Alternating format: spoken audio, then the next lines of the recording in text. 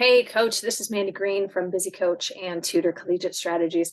I'm just about to go leave for the airport and do a workshop here in the next couple days, but I wanted to share and record this video for you because over the last few weeks, I've been out at a lot of sport conventions. I've been speaking on a lot of campuses and doing webinars and that kind of stuff. And man, never fails. After the presentations, the thing I hear about most, head coaches coming to me asking how can we get out ahead of and proactively schedule things out and delegate things to assistant coaches, because if a head coach leaves, like I had a head coach that I work with just this week who shared with me that she was sick for a week, and man, it was a hot mess because her assistant coaches needed her to tell them everything that they needed to be doing. Otherwise they were kind of stalled, which that's not ideal, right? For a high, optimal running program. I've had assistant coaches who are telling me that they're constantly getting interrupted by their head coaches who aren't very organized. And what they're doing is they're trying to, one, rise up the ranks and eventually become a head coach, but also do things in a way where they're thinking ahead, not just day to day, and getting out ahead of and being one or two steps ahead of where their head coach is. So one, the work is getting done, high quality. It's not last minute. Things aren't being forgotten.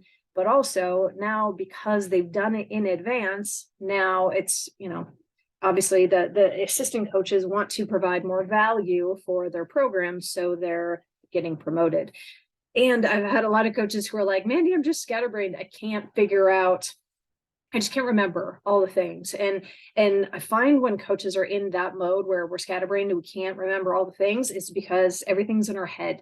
There are just too many things that you're doing day by day, week by week, month after month, over the course of an entire year, coaches, that you just can't keep it in your head, and there's just no way to get it organized. So what I want to share with you is my master to-do list. All of those coaches, every single one of them, my game-changing advice for me, that I wish I would have done this much sooner, and what I advise for these coaches to do is get a master to-do list, right? A master list is just a list of everything that you have to do throughout the course of a season. In season, out of season, over the summer, all that stuff, right? There's tons of things. So just to give you an example, if I scroll through this is daily operations, right? Is just you're looking through, right? Do you realize how many things you are doing throughout the course of a year, right? And that's just daily operations. This is, if you go to this tab, it's recruiting. It's all recruiting things, right? That you might be doing throughout the course of the year. Well, how do you know if you're the head coach, if you're doing too many things? How do you know if you're working on the right things? Well, I found that if you can map this out, just click through. If you're a head coach, what do you do? And then go through, am I doing too much stuff? Are there things in here that I could delegate to my assistant, or should be delegating to my assistant?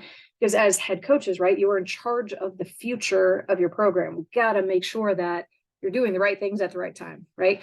And that's hard to do if you're trying to do all of it and stay in control of everything. Don't do that. But go through and then assess, if you have assistant coaches, what are they good at, right? And what makes sense for them to be doing. But this is something every month I have the coaches that I work with look at the list. What are all the things? Let's look ahead. Let's get out of just, tunnel vision of what needs to be done today. Look ahead. What has to get done? Map it out. Delegate, right? Plan for it. This is when you can schedule, okay, we are recruiting at this event at the end of the month. This week is when I'm going to get everything organized, so I'm not running around like a chicken with my head cut off last minute trying to remember all the things to do. You know what I'm saying? But just start. This is a start. Get it out of your head, get it onto paper. And then, you could, right? And these are just blank, but month by month, you could separate, right? And if you're doing this month by month, what are we working on? By the end of the year, now you've got a system in place for what you should be doing when. Now we can evaluate it from a quality perspective, right? Did we do these things well enough in advance? Or what were some of the things, okay, this person did it, you know what? This year I'm going to have this person do it. We're always looking back, but most coaches don't record the tasks or record who did what or how we did things. So there's no way we're ever going to improve it because we're just doing things on the fly. You know what I'm saying?